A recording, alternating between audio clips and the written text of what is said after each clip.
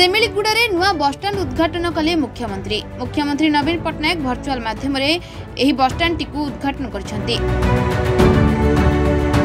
दीर्घ दिनरू अंचलवासी स्वप्न साकार होइछि।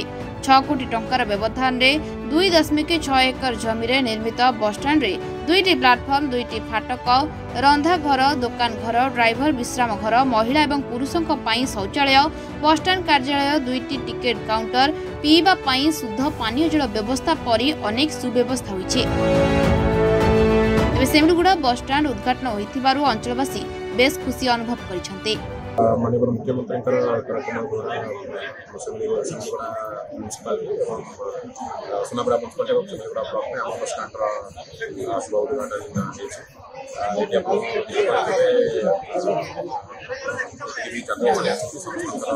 सुविधा इंफ्रास्ट्रक्चर सहित टॉयलेट फैसिलिटी ड्राइवर मैंने आसले ड्राइवर रेस्टोरेंट गाड़ी पार्किंग सुविधा विभिन्न प्रकार फैसिलिटी आम बसस्टाण्ड प्रत्येक ब्लॉक में गोटे बस stand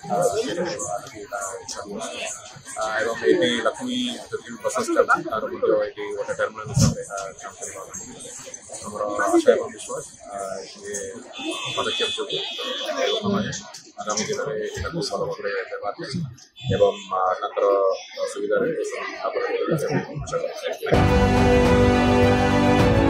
Semiliguda Dasharath माछंग reporters today.